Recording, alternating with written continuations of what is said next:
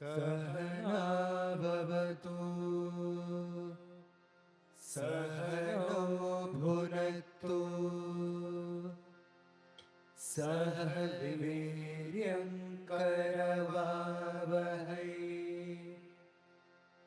Tejasvinavadhitamastu ma vidvishavahai Om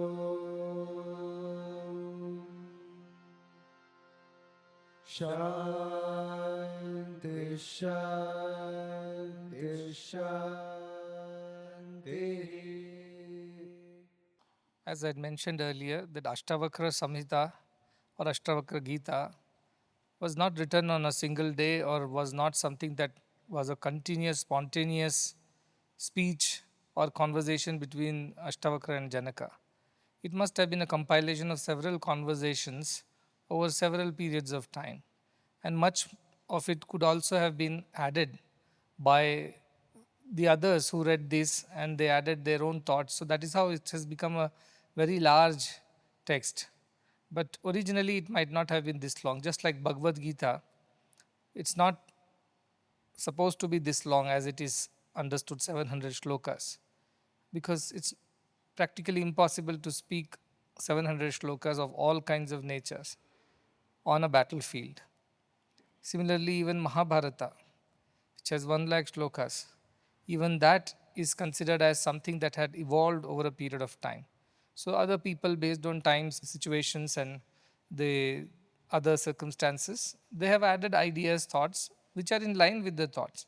You would see a lot of Upanishads which have shlokas that are similar, though they belong to different Upanishads, but you clearly see that many of those shlokas are very common, and those shlokas are again found in Bhagavad Gita and in other texts. So also here also you will hear some of these words or shlokas that are similar to Bhagavad Gita or other Upanishads.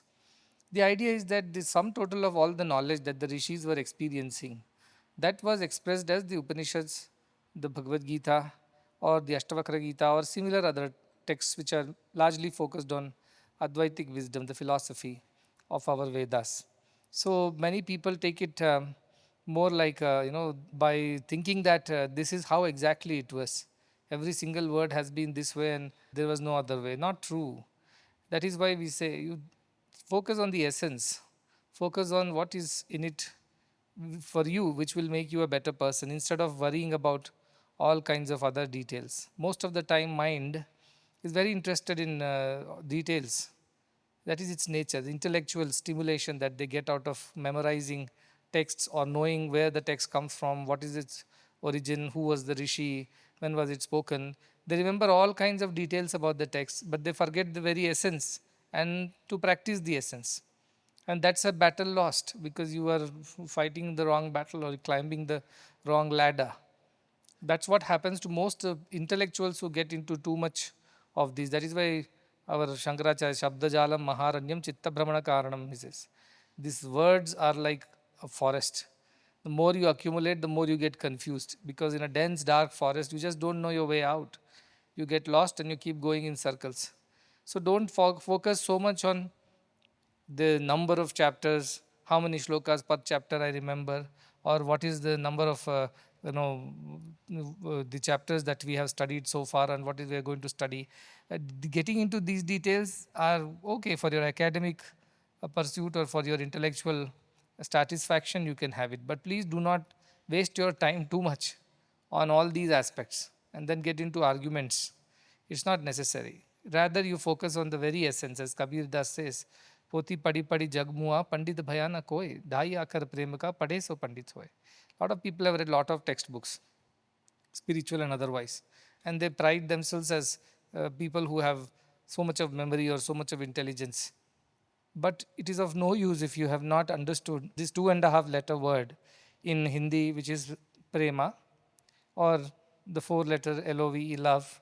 If you haven't understood this, then all this is reading and writing and unnecessary arguing and debating. It's all going to be a big waste because there is nothing that you'll gain out of it. So don't keep scratching the surface is all I'm saying. You rather dive deep into the essence And yes, these chapters will continue like this. Once Ashtavakra would speak, another time Janaka would speak, then Ashtavakra would speak, then Janaka would speak, and it will go on and on like this. And finally, it will reach the final chapter. So many of the thoughts are repetitive, many of the ideas are repetitive, but it is a good revision for us. If you haven't got all of that right in our previous chapters, at least you are getting an opportunity to revise again and rethink of those lofty ideals that Ashtavakra Gita presents in front of us. So even the chapter 15, which is more about same freedom and bondage, it is not a new concept. We have heard about this in the previous chapters too. But here it is being presented once again by Ashtavakra, the Guru. It is for us to revise our learnings. So that is how it has started. And last time he said, even if the Guru is not that great, if the disciple is steady and has firm faith, the disciple stands to gain. So even if Guru is not that great, disciple is great, it is good enough. Because as somebody said the other day, I was watching a thing and that Zakir Hussain Saab, jo tabla wale, he was telling, teacher does not teach, it's the student who learns. So what happens inside a class is, it appears that teacher is teaching, but what really is happening is student is learning. So he changes the entire perspective and puts the onus on the students and not on the teacher. Whatever teacher teaches, irrespective of that, student learns, because student is Shraddhavan. He wants to learn. So he would learn somehow or the other. That's why he says, Yatha Tathopadeshena Krithartha Satya Buddhiman. The one with pure mind, pure intellect, with Shraddha, would learn. Even if the truth is spoken of in not such a great way. Somehow or the other, if the discourse is given also, the one who is really of Sattva Buddhi, of purity of mind, such a person would grasp it. He won't take time. Whereas Ajima Vijnyasu Parastatra Vimuhyate, he says. Even lifelong, if you teach a person who is not interested in it, idle curiosity. Some students are there, they come to the class only to trouble teachers. Their whole plan is that. Ask questions and bother them. There are some like that. They are all these jignasus, unwanted questions, unnecessary discussions, and they try to test the teacher's ability. Some are there like that. So these people don't gain any knowledge. That is what I am saying. Simply reading textbooks out of curiosity, trying to memorize, remember, and collect information, that's not going to lead to anything. That is a waste of effort. If you know it, fine, it's good. If you don't know it, it's okay. Somebody wrote to me, I don't know Sanskritam, I'm not able to remember the shloka, I'm not able to chant them properly. I said, don't worry about it. Have you understood the essence? Have you understood the very meaning of what it is, and are you practicing it? Once you practice it, why do you need to remember the shlokas? But you will appreciate if I remember. Yes, I will appreciate if you remember. But if you don't, I will appreciate more if you don't remember yet you practice. That is what my lookout is. So don't get lost in this forest of words and shlokas. Instead, try to practice at least a little of whatever has been spoken of so far and put it into practice. That is the idea with this Ashtavakra Gita continues. And the second shloka, as she mentioned just now, that he says that the only way of liberation is you develop distaste for the worldly things. Because running away from worldly things is a good idea, but then the thoughts haven't left you. The desire for it hasn't left you. You can at best make yourself distanced, but have you made yourself dispassionate about it? No. Passion is still there inside, lurking somewhere like a thief. And it will again attack when it sees an opportunity. So can you do that is the question. The dispassion from deep inside, it should go away. It takes a while because we are creatures of habit, as I said. Habits. We have developed these over several lifetime. So knowing this is the way, only when you get rid of that desire for it also from the depth of your being, then only you are free. Otherwise, externally you might look free because you wear a Rudrakshamala, you wear ochre robes, you have no wife, no children, no wealth, no family, no relations, no position, no bank account, no nothing. On the outside, you may look like somebody who has gotten rid of all the things and you have now become free. But deep inside, you still harbor desires for things of the world, which you are still struggling to get rid of, let us say. Then you are not totally free because somewhere you are bound inside. On the outside, you might be free, but on the inside, you are definitely bound. So, unless you get rid of the last vestiges of any desire and taste for the world, that lingering taste on the tongue, that craving for it, the desire to enjoy it once again, if you don't get rid of it from that deep, it's not possible. Bhagavad Gita says the only way to go know is that rasavarjam rasopyasya param drishtva nivartate. Once you know the truth, all this disappears. Like in a magic show, you just know the illusion. After that, you are not desirous of that magic show. You know its value. Otherwise, you will be running behind it till the end. So once you know the truth, only you can really get rid of the desires from the root. So it's again, as I said, chicken and the egg story. Should I get rid of the desire from the roots, then I will know the truth, or should I know the truth and get rid of the desires? It is, as I said, it is a circle. Start anywhere. Start anywhere. Like yesterday, they were mentioning in their culture of Bolivia, they were saying it is like a circle. Life is a circle, or the relationships with everybody is like a circle. The family is a circle. What a wonderful thought. And circle can keep expanding and expanding and expanding and can include more people. But the best part of the circle is that nobody is first and nobody is last. Nobody is in front and nobody is behind. Nobody is leading, nobody is following. Everybody is the same in a circle. That's a beautiful thought. I caught that from there. That circle is a beautiful thought. And in spirituality also, start anywhere. Start by reducing your desires, your truth will become more and more known to you. The more and more you know your truth, the desires will diminish accordingly. So it is a mutual thing. It's a self-fulfilling thing. You have to start somewhere. The idea is to start somewhere. Just sit down and think, oh, where do I start? Well, first let Jnanodaya happen in me. After that, anyway, I'll become desireless and I'll be free. Probably that day will never come because you never even started.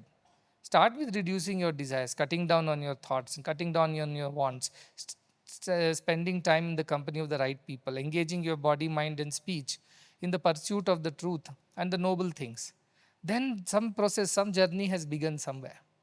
That is why I have told this, use all these opportunities to serve in the institutions, to read scriptures, to learn about these truths, to stay in the company of right people who also are very desirous of the self, who are only seeking the truth.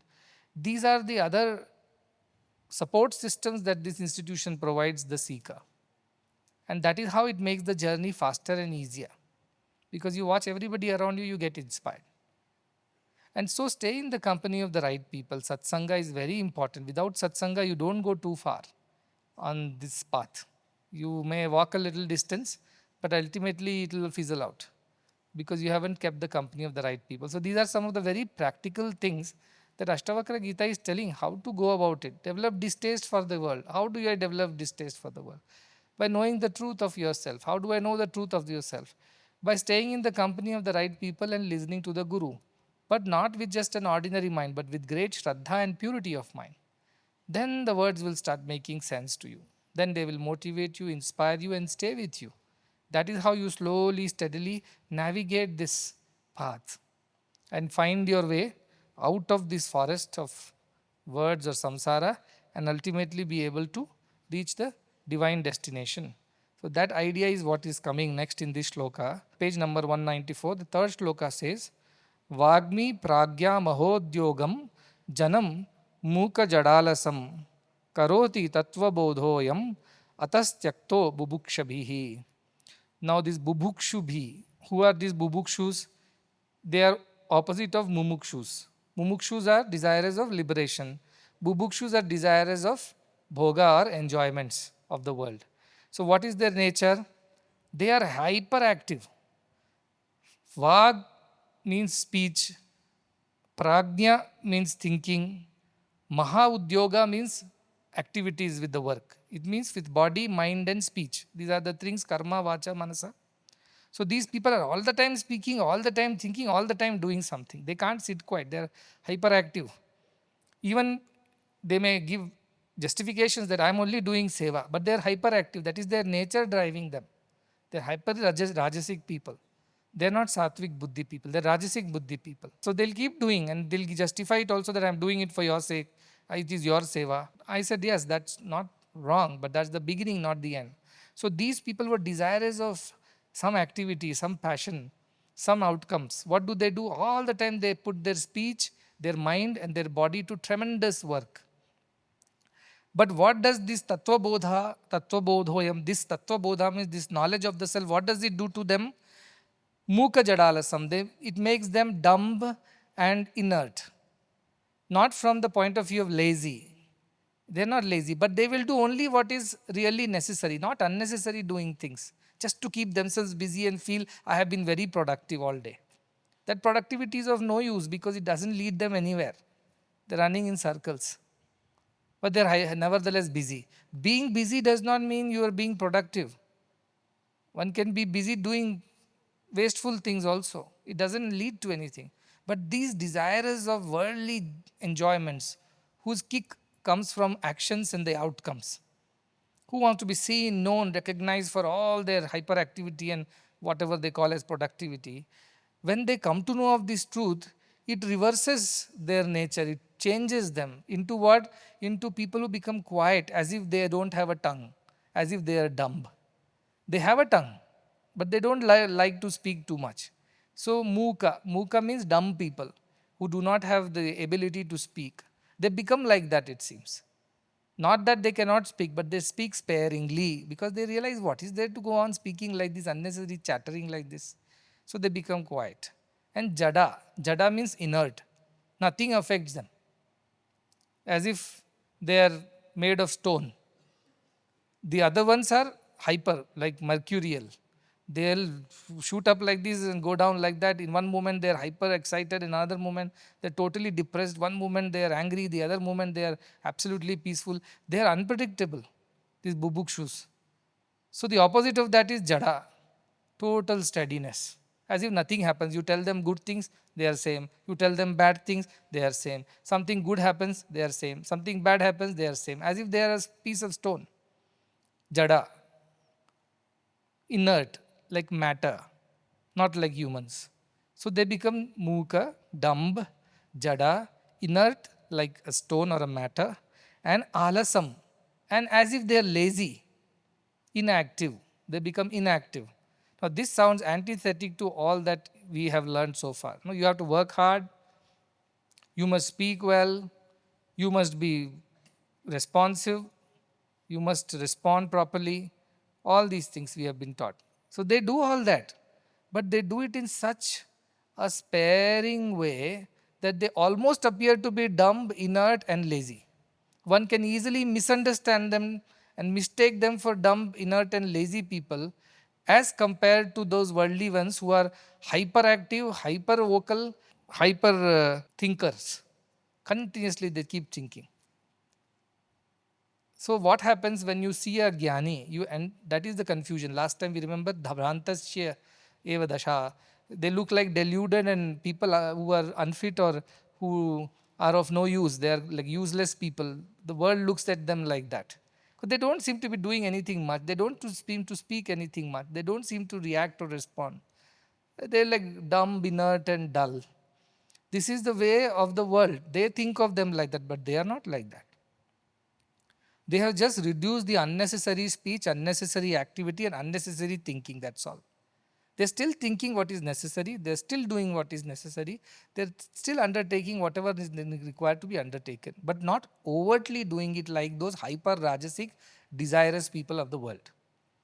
So there is a big difference. That is why I'm trying to draw the line, because sometimes you might be the hyperactive, desirous of the world, but you will dub it as spiritual service. But it may not be true because you know what is going on inside you. Be hyperactive, but nothing should move inside you, like you are a piece of stone.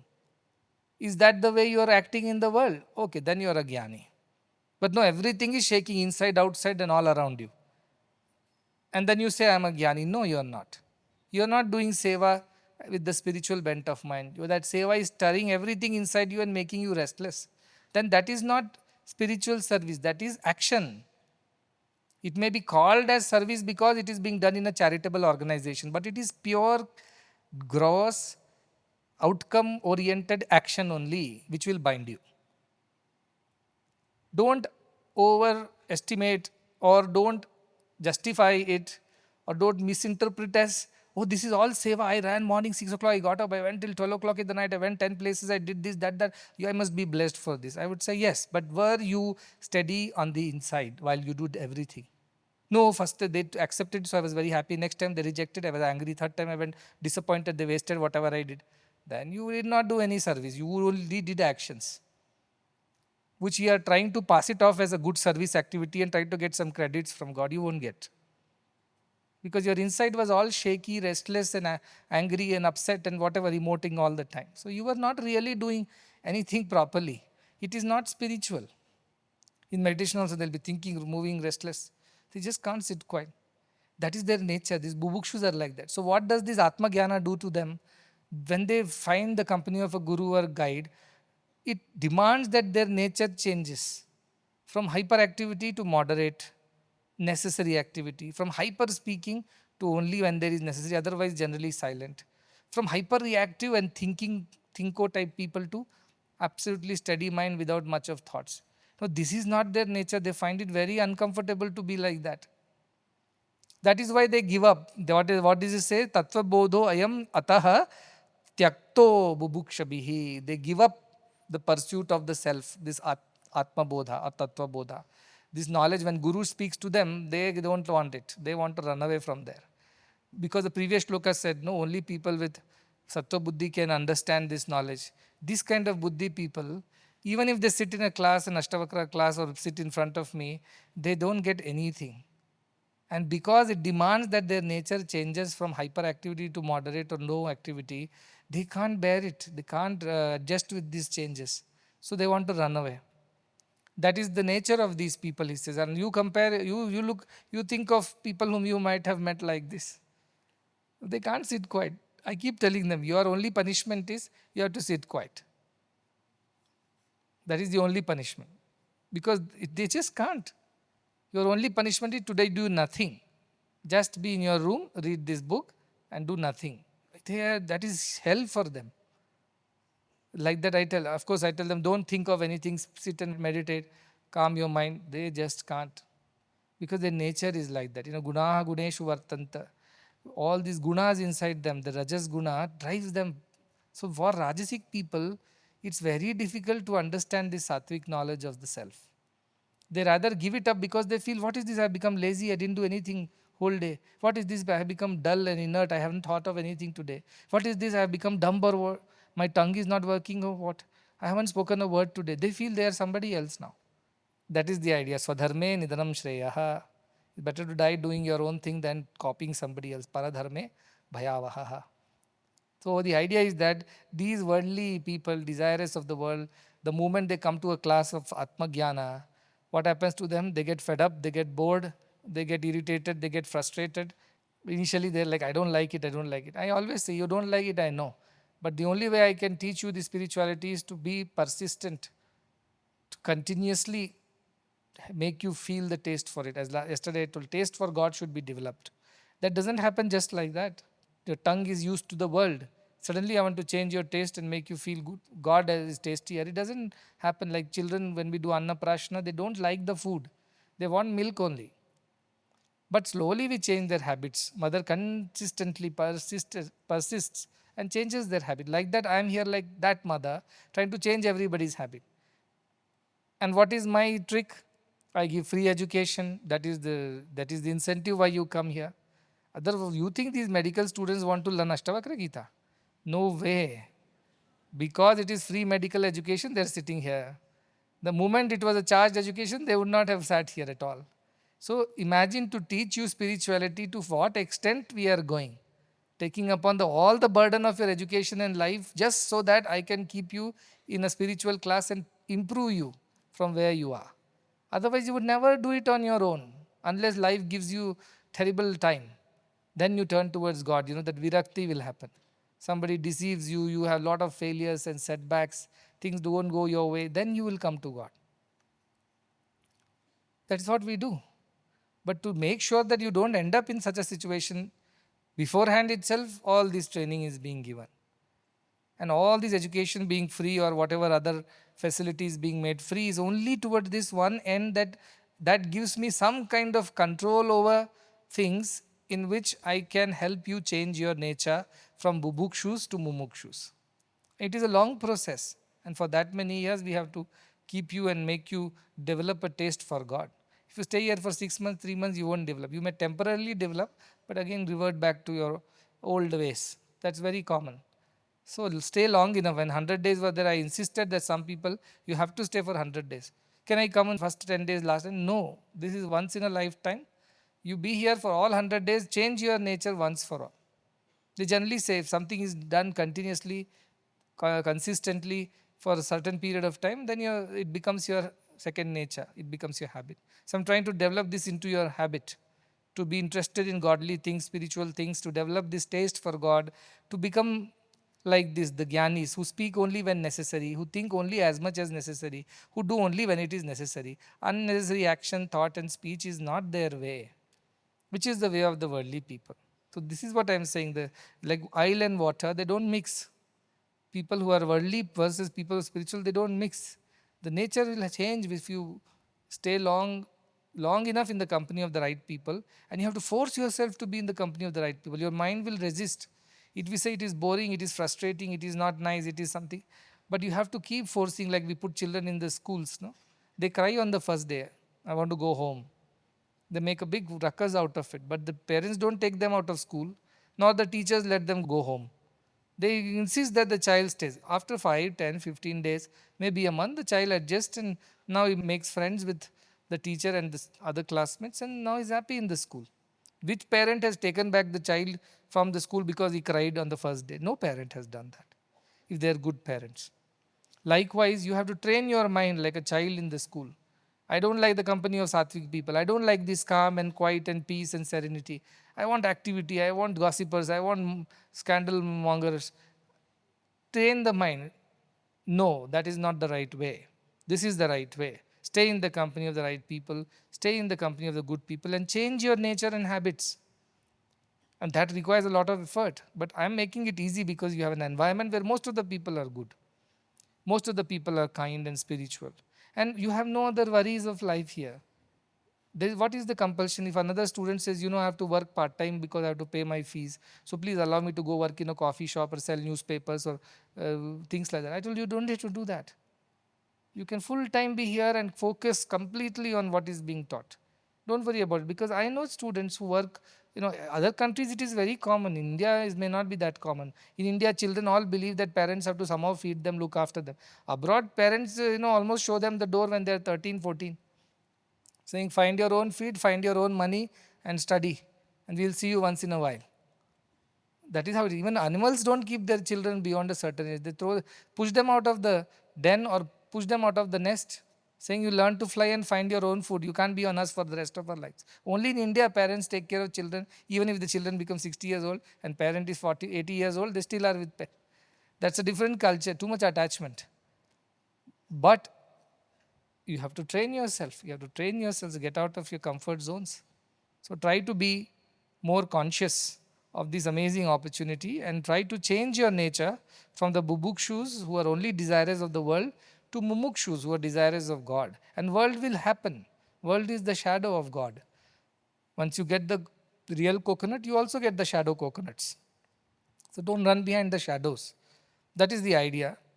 We go to the fourth shloka, which is on page number 199. Fourth shloka says, Na tvam deho, na te deho, bhokta karta nava bhavan, chidruposi sada sakshi, nirapekshah sukham chara. How beautiful. He says, this is similar shloka he had spoken earlier, Janaka had spoken. Naham deho, name deho, he had told. So again, Ashtavakra is kind of re-emphasizing the saying. He says, Na tvam deho, you are not the body. Oh, that we know, we are the soul. Body is also not yours, he says. Body is also not yours. Does the body listen to us? Don't grow fat, don't grow old, don't grow bald. Doesn't listen. It does its own thing. So it is not yours. If it is yours, then you should be able to control it, right? Did you choose how you should look, how you were born, what kind of nose you should have? No. It came to you because your parents gave you that. And you can't argue and complain about it. That is how you are, fair or dark or tall or thin, whatever you are. The body was just given to you. You never had any ownership. You didn't have any control over it. It does its own thing. It grows old and dies despite you not wanting it to. So first, you are not the body, because we have realized by now that there is this awareness inside me, which is my true nature. Mind and body are the superimpositions. All this theoretically we know now. But it says the body is also not yours. Don't be over possessive about it. Don't do over care for the body. Yeah, take care of it as it is necessary. It's like a rented house. How much would you decorate it? How much money do you want to spend on a rented house? Only so much which is comfortable. You want to spend your life savings to renovate the rented house because you'll have to leave all these things behind and go.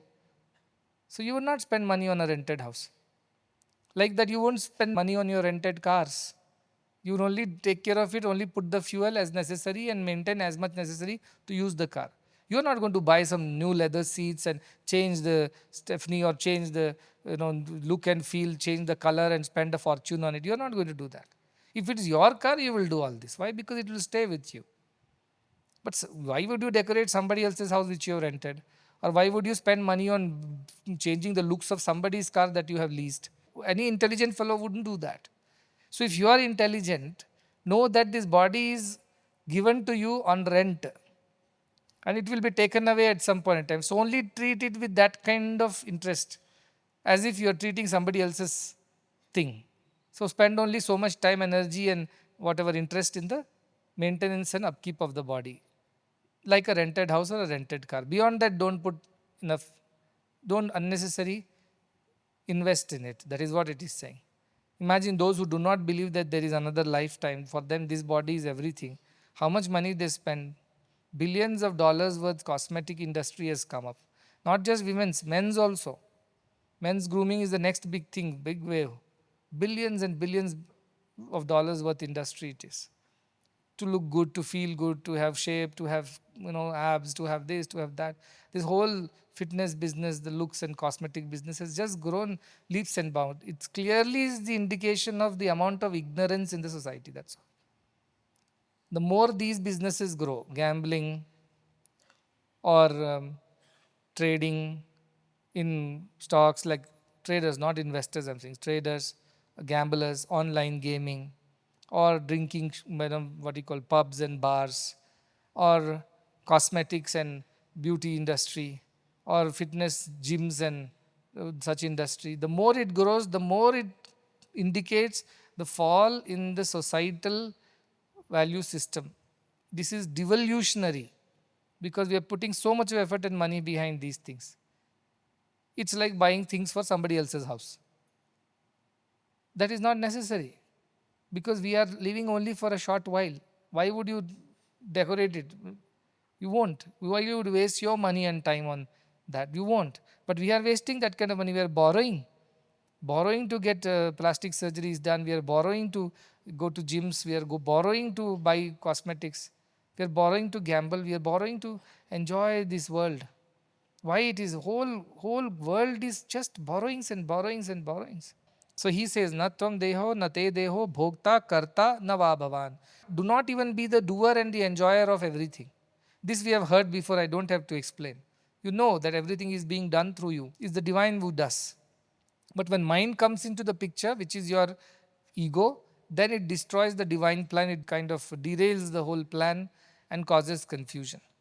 But once you are firm in this understanding that you are not the body, it's just a vehicle, it is just a rented apartment, you will only treat it with that much interest and respect. You won't overtly dress it up, you won't overtly spend on it and try to do things to please the body. That would not happen to you. But we are still desirous of things of the body. It means we have not reached that state, right? That is why you have to be worried. So what are you if you're not the doer, enjoyer, everything? He says, Chidroposi. You are the Chit Rupa. Chit is this awareness consciousness that is aware of everything but is not entangled or touched by anything. Like the space in which everything exists, but space is free. The building may be a bound place, but the space itself is free. Like wind that carries fragrance from a garden or stench from a sewer. In both ways, it appears that wind is fragrant today or stinky tomorrow, but the wind is unaffected. The breeze is unaffected. It carries both as it comes to yadayat kartumayati is this way of life. So likewise, you are chitruposi, you are the awareness consciousness. And if you think that you are, then you will not be entangled in the ideas of body and mind. That won't bind you anymore. It will be there, but as I said, you will treat it as if you're living in a rented apartment and you're going to live only for so long. So you respect it, you look after, you don't destroy and damage it, but at the same time you won't invest in it. That is the idea of this shloka. And chitruposi, you are the dweller, indweller, the awareness consciousness. Remember that Drigadrishya Viveka talks about it. If the object is seen, I is the seer. If eyes are seen, mind is the seer. If mind is seen, witness consciousness is the seer. And nobody is there to see it because it sees itself. That is the idea. So when you keep practicing Digdrishya Viveka on a daily basis, this conviction will become stronger and stronger in you. Stronger and stronger in you. Whenever my mind gets pulled into thoughts or emotions or activities, this is what I apply. For that moment, I immediately cut off, distance myself, and watch everything as if I'm watching it outside me. There is awareness consciousness which is watching things, what thoughts are coming now, whom I'm thinking about, what are the problems that I'm thinking or discussing about. Everything becomes from a distance, you watch everything. That helps you to at least think correctly and not get emotionally attached. Otherwise, emotions are very difficult. Bhagavan used to say emotions are loose motions because you can't control them. If it comes, you just go. That is how emotions are. So stay away from emotions. Emotions can be overcome only by vichara, this analysis, this inquiry. What are these emotions for? Why am I getting emotional? What is the idea behind it? Why am I getting so carried away? Ask questions. The moment you start asking questions, it disappears. The emotions disappear because you realize it's futility. The emotions disappear when you start inquiring. Why this emotion is coming? Which side is it from? It is good for me, bad for me? What is influencing this? When you start asking questions, that emotion disappears. That is the best way to deal with emotions. You will realize half the time the emotions are nonsense. There is no head and tail, there is no basis, there is no foundation for it. Just an influence because of some company or some thought that randomly entered you. So ask questions, vichara. That is the idea of Sri Ramana Maharshi. You say, do vichara, atma vichara. What is the atma vichara here? I am Chidrupa. I am the awareness, consciousness which is witness to everything. I am not these things. I am a witness to these things. How can witness be the same as the thing? Not possible. If you are seeing, then what you are seeing is different from you. See, if you are the seer, then the seen is different from you. It's as simple as that. So if you are the Chidrupa, then body, if you are able to watch your body, you are able to feel your body, you are able to experience your body, then you means body is different from you. That is the idea. If I can see this book, the book is different from me. If I can see my own emotions, if I can see my own thoughts, if I can see my own feelings, if I can see my own body, it means it is different from who I am. And that who I am is this Chidrupa, the eternal witness consciousness, Sada Sakshi. Witness. Sakshi means witness and Chit means awareness. So awareness, consciousness is the witness that I am. Nirapeksha, so become desireless. And sukhi, sukham chara, and go about doing what you need to do, but with peace and happiness. Why? Because you are not affected, attached to it. When a doctor needs to operate on his own child, his hands would shiver because it is his child. But when he has to operate on somebody else's child, he is okay to do that. Why? Because he is not attached. He can see it as different from him. There is no connection, no relation, no emotions involved. So they can do their jobs better. But the moment you get attached because of emotions, my friend, my wife, my child, my car, my book, my clothes, you get very, very disturbed. You cannot think right. Only when you again come to the state of Sakshi Bhuta, then you can think correctly. So when you are emotional, please don't involve in any decision making. Emotions will always make you do the wrong things. So the moment you are angry, don't speak, they say. Because in anger, you don't know what you are speaking. When you are happy, don't promise, they say. Because in your happiness, you don't know what promise you are making, which you would be able to keep up or not. And when you are emotional, don't make decisions, they say. Because you will make a wrong decision. Invariably, you will make a wrong decision. Remember these another 3 good tips. When angry, don't speak. When happy, don't promise. And when emotional, don't decide. If you follow these simple tips, you will save yourself a lot of tragedy in life. Because mistakes happen only in these states, anger, emotions, or when you are too happy. Means all are emotions only of different nature. When you don't make any of these mistakes, that is the other thing that this Ashtavakra teaches us. So when you become nirapeksha, you have no expectations whatsoever from the body or from the relations of this body, or you don't have any doership, so there is no sense of enjoyership. You are nirapeksha. You are free from all expectations. And so you are happy. See, any expectation enters the head, it disturbs the mind. Howsoever small it is. I am coming to the hall. Swami should see me today. I must find a place that is in a way that he can see me. And I don't see you. The whole 2 hours of Ashtavakra Gita just goes above the head because your heart is bothered. Didn't see me, didn't see me, didn't see me, didn't see me. Who asked you to come with that expectation? You were supposed to come to the hall with the expectation that Ashtavakra Gita I should learn well and I go back as a better person than how I entered the hall. That's all should be your expectation. But you came with expectation other kinds. So how do you deal with it? So unless you become a Sakshi Bhuta, you develop this practice of Drigadrishya Viveka, it's very difficult to stay steady. It will keep pulling you into it.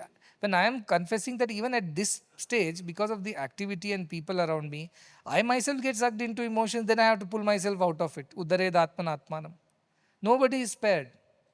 As long as you're in this world, you're not spared these emotions. The only thing that, as I said, you can learn from here is the maturity to deal with it, the ability to handle them. That's all you can learn. You can't wish them away. Then you should also run away from the society. But if you are in the society or engaged in anything, howsoever pure and charitable, even then emotions will come. Once in a while, it will trouble you. At that point of time, you have to practice this na kartasi na bhoktasi. That practice should, at that moment, it should click to you. If it doesn't click at that moment and you get carried away in the emotions, you will go off somewhere. And how does it click at that moment? Like many people say, they keep thinking, chanting Sairam, Sairam so much that even in dream, if something goes wrong, they'll wake up and say, first word comes out of their mouth is Sairam. It's automatic. Like that, automatic alerts should happen in your mind. The moment you're emotionally getting dragged into it, you're not even realizing it, you're going away somewhere, immediately a bell should ring. Na kartasi na bhoktasi, mukta evasi. If it's not ringing in your head, that bell, it's only ringing after you have damaged everything, what's the use? Alert should happen, like we have alarms for everything. When water table goes down in the tanks, immediately an alarm rings, it notifies the maintenance crew that water levels have come down, we have to refill the tanks, otherwise people will run out of water. Similarly, we have alarms for many things like this. Even women cook in kitchen, they have a pressure cooker. It has whistles. It tells you 3 whistles. Beyond that, if you don't put the flame off, it's going to burn the food inside the cooker. So there are mechanisms in place every time when you are drifting away or you are not careful. It should stop you from doing that. And what is the mechanism that you can set? What is the alarm that you can set? Continuously contemplate on these ideas. So it becomes a part of your nature. So anytime that mind is deviating from this right path, immediately the alarm will ring. Immediately the whistle will go off. It will tell you enough, stop it here. Beyond this, it is not good. That will happen only if you're constantly, daily are setting the alarm. Daily asking God to help you at that time when the weakness strikes. At that moment, that alarm should ring, and that should immediately stop you from getting further involved in anything. So that alarm will happen only if you are constantly living in this idea, in this thought, in the company of the right people, and reading scriptures on a regular basis, spending time with God on a daily basis. If you don't do that, you are not going to really be able to stop it at the right moment. You will cross the line every time, and every time you cross the line, you suffer. So that is the idea, that till there is any desire for the body or anything that you can enjoy with the body, through the body, there will always be trouble. And the only way to get over it is to remember that you are the witness consciousness, witness to everything that is happening, and you are not the body, so don't get sucked into it. You stay distanced and do what needs to be done. Doing is not a problem. Doing it with wrong attitude is the problem. I have been saying that. Action by itself does not bind. The attitude behind the action binds. The attitude is, I am the doer, so I am the enjoyer. That attitude binds. When you think action is being done, God is the doer, I am a witness consciousness to this action. Whatever hectic action also is okay, you will not be affected. As Vashishta Ramayana says, Samshanta Sarva Sankalpa Ya Shila Antariva Sthitihi Jadya Nidra Vinirmukta Sa Swaswarupa Sthiti Smritaha. It means like the inside of the stone, your mind should be zero thoughts, no thoughts. Like inside of the stone has no thoughts.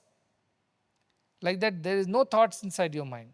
So, Samshantam Sarva Sankalpa, all ideas are gone. Your mind is absolutely steady like a piece of rock. And then Jadya Nidra Virunvata. It happens to us only when we are absolutely lazy or we are in deep sleep. We do experience that state of no thoughts. But generally it happens when you are highly lazy, we are unable to even bring ourselves to think. अरे अभी नहीं सोच सकते बाद में आना. We do like that sometimes. I can't think right now, come later. That is one study, that is Jadya, means inertia, or Nidra. In deep sleep, you don't think. So if you can be awake and still be like that, like a piece of rock, without thoughts, as if you are in deep sleep, but you are awake and aware. That situation is called as your true nature. That is how Vashishta Ramayana describes. And same thing it says that when you become the Sakshi, witness, you become like that. Thoughts will come and go. Like outside the stone, so much is happening. Sun is shining, rain is falling, temperature is changing, animal birds are going, somebody sitting on it. All that happens. But inside of the stone does not get affected by any of it. Outside things happen. Like that, for this Jnani, this yogi, the body will be engaged in actions of the world. It will do what needs to be done by that body. But you will not get attached or affected by it. This is the stage at which you really feel that you are the consciousness, witness, and you are not affected by any of these things. Such lofty state, can it happen to us? Yes, it happens. It does happen to people. It has happened to people. It is not theoretical. It is not some imaginary thing. It is real because people have experienced this. And those who have experienced, they are able to deal with the world in the right way without getting affected and attached to any of these things. So can we attain such a state too? Yes, everybody can attain that state. Kale Natmani, with time, with efforts, not overnight, with efforts. And the efforts are this constant reminder of your nature, which is witness consciousness, unaffected by the doing and enjoying, and also detaching yourself from the consciousness, for this body consciousness, identification with the body, or the idea that this body is mine, so I must make good use of it. I must do this, I must do that. No, leave the body as it is. Don't torture it. Don't torture it. That is what I am saying.